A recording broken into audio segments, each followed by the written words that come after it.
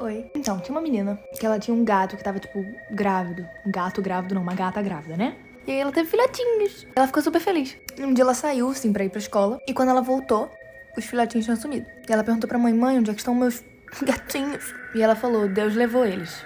Passou um tempo, a gata teve mais filhotes. E a menina ficou super feliz de novo. E aí ela tava indo pra escola, só que ela esqueceu a merendeira, alguma coisa do tipo, e voltou. Quando ela voltou, ela viu o pai dela afogando os gatinhos num balde.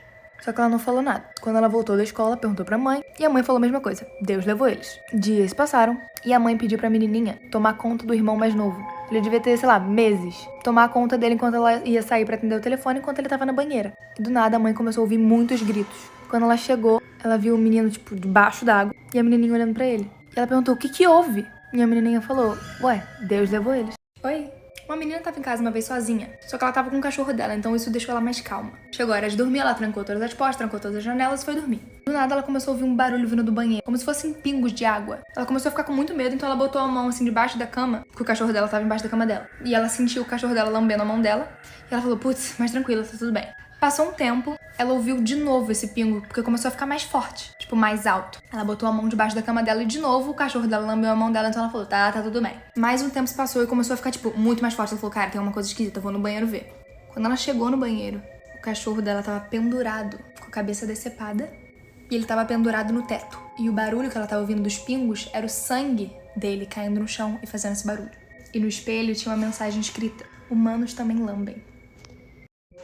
No dia do seu aniversário, uma menininha chamada Lúcia foi acordada pela madrasta dela. A madrasta dela deu um embrulho falando que era um presente que o pai dela tinha dado. Tava mega animada e abriu super rápido, assim, o embrulho. Só que quando ela abriu, ela ficou horrorizada com o que ela viu dentro. Porque tinha uma boneca mais ou menos assim. De acordo com a história, a boneca era velha, exatamente com a pele rachada, coberta de poeira. Estranha. E na boca dela tinha esses dentes, assim, bem afiados, como se fossem presas de um animal. Se fosse um calafrio correndo no seu corpo, a Lúcia, com medo, só tacou a boneca no chão. E no mesmo momento, a madrasta dela brigou com ela falando, cara, esse presente foi do seu pai. Dizendo que ele teve muito trabalho pra enviar essa boneca, que era uma boneca antiga, que ela deveria se sentir agradecida. Só continuava com medo, então ela pegou a boneca e guardou no fundo do armário. Algumas noites depois, a Lúcia tava sozinha no quarto, deitada na cama. Quando ela começou a ouvir um barulho que ela não conseguia identificar. O barulho parou, depois de um tempo voltou, e a Lúcia começou a perceber que era como se fosse passos de uma pessoa. Ela tava tremendo na cama dela, morrendo de medo, incapaz de se mover. Ela sempre dormia com a porta aberta pra aproveitar a luz do corredor, já que ela tinha medo do escuro. Logo ela ouviu uma voz sussurrando assim, Lúcia, eu tô no 5º degrau. Lúcia ficou morrendo de medo e não conseguiu mais dormir. E no dia seguinte ela contou pra madrasta tudo o que tinha acontecido. A madrasta falou que não passava de imaginação dela, que ela devia ter sonhado, que não era a boneca, obviamente. Pediu muito pra jogar a boneca fora, mas a madrasta dela falou que não. À noite, quando a Lúcia tava indo dormir, de novo ela tava morrendo de medo e ouviu novamente uma voz sussurrando, Lúcia, eu tô no 10º degrau. Da última vez, o som acabou e ela não ouviu mais nada até o amanhecer. No dia seguinte, ela foi pra escola, contou pros amigos dela sobre essa boneca. Só que todo mundo riu e começou a fazer piada dela. Então a Lúcia calculou que a boneca subia de 5 em 5 degraus e que nessa noite ela chegaria ao topo da escada. Apavorada, a Lúcia decidiu dormir com a porta fechada e a luz acesa. A madrasta dela, quando foi dar um beijo de boa noite, perguntou por que a luz estava acesa e falou que não queria que a luz ficasse acesa, porque ia atrapalhar ela dormir. Aí a Lúcia teve que dormir com as luzes apagadas e com a porta fechada. Quando ela começou a cochilar, ela ouviu um barulho. Então veio a voz, mais clara e mais evidente do que das últimas vezes, que dizia, Lúcia, eu tô no topo da escada. Na escuridão do seu quarto, ela viu a porta abrindo lentamente. Na manhã seguinte, o corpo da garotinha foi encontrado, na parte de baixo das escadas. Imaginaram que ela teria ido no banheiro à noite, tropeçado, caído. E ao lado da criança foi encontrada a velha boneca. E a madrasta dela pediu que ela fosse enterrada com essa boneca. A última frase dela foi, ela amava tanto essa boneca, agora elas podem ficar juntas pra sempre. Oi? Provavelmente vocês já ouviram falar da Iara, figura do folclore brasileiro. Vocês sabem a história por trás? De acordo com a lenda, a Iara era filha do pajé, de uma das tribos mais importantes da Amazônia. Ela era muito atraente, muito habilidosa e considerada a maior guerreira da tribo. Ela era tipo a favorita do pai dela, o que despertou muito ciúme nos irmãos dela. Ela era a única mulher e a mais braba de todos. E os irmãos dela ficavam com ciúme e raiva dela. E resolveram bolar um plano pra tirar a vida da Iara. Até que um dia X, quando a Iara tava voltando da tribo, os irmãos meio que fizeram uma emboscada, com várias lanças afiadas e tal. Só que como eu já falei pra vocês que ela era a braba e lutava muito bem, ela acabou tirando a vida de todos os irmãos dela. Por mais que ela estivesse se defendendo, ela fugiu pra mata com medo do que o pai dela ia achar. Depois de um tempo ela foi encontrada e capturada, Como punição, o pai dela resolveu amarrar ela e jogar dentro do rio Amazonas.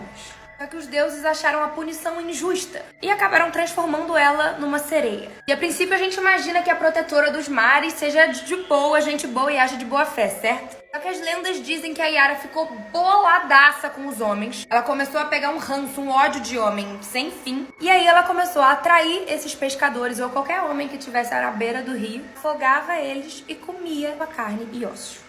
Deixa eu saber aqui nos comentários se você sabia dessa lenda. Hoje eu vou te contar uma lenda asiática que vale a pena você conhecer. É a lenda da Kushishen Onna. Basicamente, é a lenda de uma mulher que fica andando à noite pelas ruas desertas com um casaco e uma máscara cirúrgica cobrindo a boca.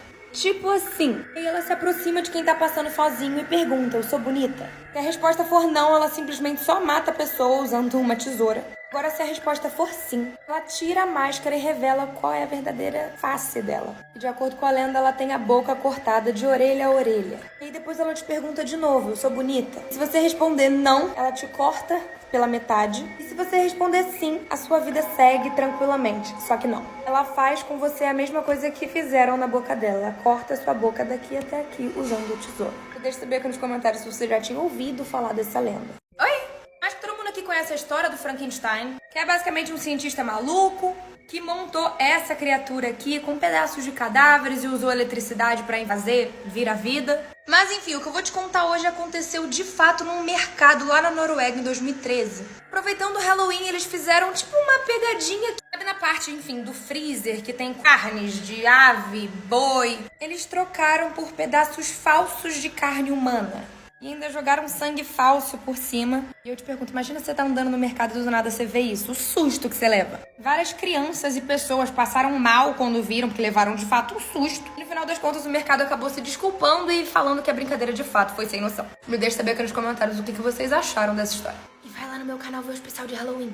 Oi! Esse é um vídeo de um cara chamado Daniel que estava sendo preso após realizar um ritual satânico. Agora eu vou te explicar. O nome dessa mulher é Biba Harry, ela tinha 46 anos. E a outra é a irmã dela, Nicole, de 27. No dia 5 de junho de 2020, elas foram no mercado porque elas iam fazer um piquenique. Elas iam celebrar o aniversário da Biba. Elas foram pra esse parque aqui, tinha vários amigos juntos, eles ficaram lá celebrando, bebendo, blá blá blá. Só que no dia seguinte elas acabaram sendo reportadas como desaparecidas. Depois de algumas pesquisas, descobriram o corpo das duas completamente esfaqueado, atrás de umas árvores. Inclusive também acharam os objetos delas. E com o exame de DNA conseguiram chegar no suspeito, que é o Daniel. Tinha apenas 19 anos na época. A polícia fez uma busca, foi até a casa dele e encontrou vários símbolos e coisas assim satânicas. E também encontraram um contrato que ele fez com o diabo aqui, Lúcifer, e assinado com o nome dele com sangue. E basicamente o que ele queria era ganhar na loteria. Por isso ele tirou a vida dessas duas mulheres. Deixa eu saber aqui nos comentários o que vocês acharam dessa história. Oi, então ouçam essa ligação pra polícia. What's the address to your emergency? I just killed my son. What do you mean you just killed your son? I'm hearing voices. Oh, okay. How old's your son? 6. Where's your son now? He's dead. Dead where? In the living room. All right. Do you have any weapons? Can you just send in cops? Yeah, we're doing that now. What's your name? Matt Pomerego. I'm sorry, the first name? Matt. Matt? Spell your last name for me, Matt.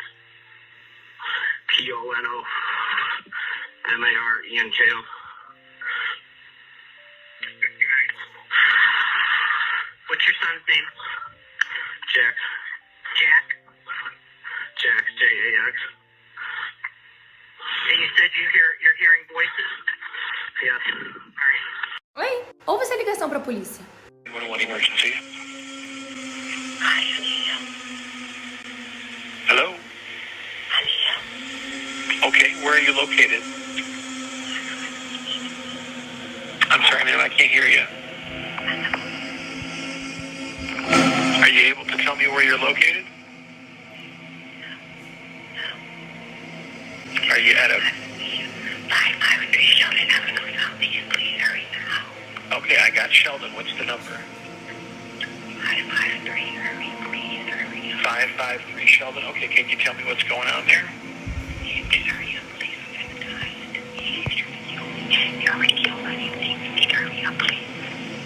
Okay, ma'am, I'll start the police that way. Can you tell me what your name is? The person who's causing trouble there.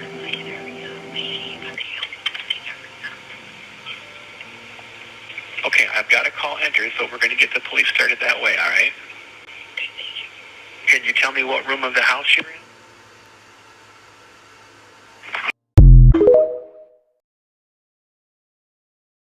Oi, temos uma teoria! Vocês já viram A Noiva Cadáver, O Estranho Mundo de Jack e Frank Winnie?